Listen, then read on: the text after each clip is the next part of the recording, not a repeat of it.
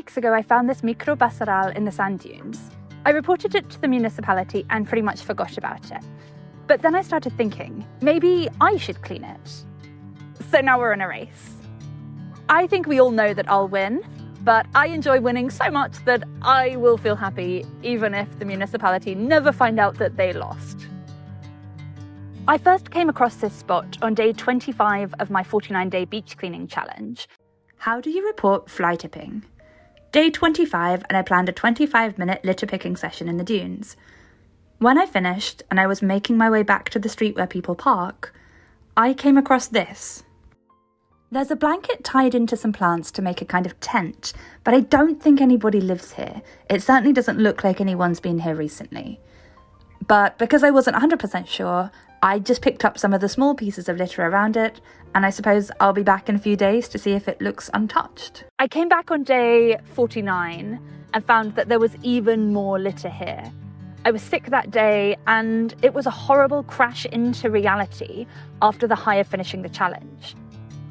This isn't a crisp packet that blew away, or a piece of broken fishing equipment that was too heavy to carry home after a long shift.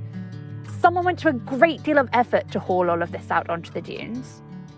And we live on one of the most beautiful coastlines on Earth, and I just don't understand why some utter doorknob would do this to it. I spent a lot of time during the challenge and in my weeks offline after it, wondering about how people who love the beach decide to litter anyway. I don't really have a good answer, but it's clear that loving a place does not automatically mean you treat it well. I thought and talked a lot about stewardship and responsibility, and then I found myself here. And before anybody writes something in the comments about how this isn't my responsibility, yes, I know that this isn't my responsibility. This was the fault of the person who decided to leave their litter here. The people who brought it here should never have left it here, and the municipality should have a system to deal with fly tipping more efficiently. But all the time that we spend bickering about who should be getting this done is time that the litter is still there on the beach, crushing the plants and damaging the ecosystem. One of the strange things about making videos about beach cleaning is that most people imagine it will be really easy to get dramatic before and after transformations. But actually, most of the time, I pick up tiny pieces of plastic, bottle caps, fishing lines, and a whole array of unidentifiable scraps of plastic. But this is different. This is concentrated and intentional. It's the difference between neglect and abuse. Obviously, both are bad, but one is an accident, and this wasn't. All too often, environmental conversations become arguments about whose responsibility something is. Should governments provide additional services? Maybe companies should be accountable for their products and packaging forever, not just until the point of sale. Maybe municipalities need to run education programs, or maybe individuals should be punished more for littering. People spend hours and hours debating this stuff, but sometimes something just needs to get done.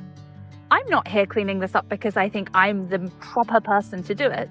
I'm here because I think it's important. It took me about 6 hours to clean up this entire site on my own, and it would have been less if I hadn't been filming. All that time we spend trying to explain why someone else is responsible is time that the litter is still just sitting here. The wind doesn't care whose fault it is, the ocean doesn't care whose budget should cover the cleanup, and the wildlife doesn't care which corporation is responsible. That's not to say that individual action is the solution. It absolutely isn't. We need fundamental changes to society, including corporate responsibility, and changing laws and improving systems. A handful of volunteers can't make that happen. But I also don't think systemic change and personal action are opposites. Most of the time we need both. And wide-scale changes need political will, which, theoretically at least, comes from the people. And it might feel like an insurmountable challenge to change cultural perceptions enough to make people demand political change. But you don't go to the gym and expect to come home shredded on day one. This might take a while, but I think our planet is worth it. When I made my OMA reflection video, I said that the beach doesn't need more people saying they love it, but it desperately needs more people who are willing to treat it in a loving way. And I still believe that. I don't know who dumped all of this here, and I don't think it even matters. I think it's natural that the nature reserve and the municipality have to rely on volunteers to help maintain and protect parts of this coastline. Not because that's the ideal system, but because without it, a lot of this simply couldn't get addressed fast enough. And I think that's the tension between what should happen and what does happen. And basically, the whole of this project sits inside of that. Ideally, this isn't my responsibility. In practice, if I don't do it, who knows when it will actually get done?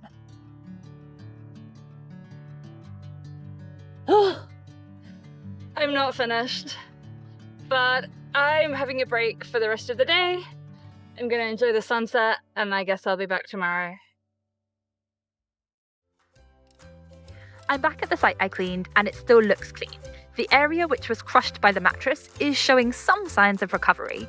It's not perfect, but it's a lot better than it was.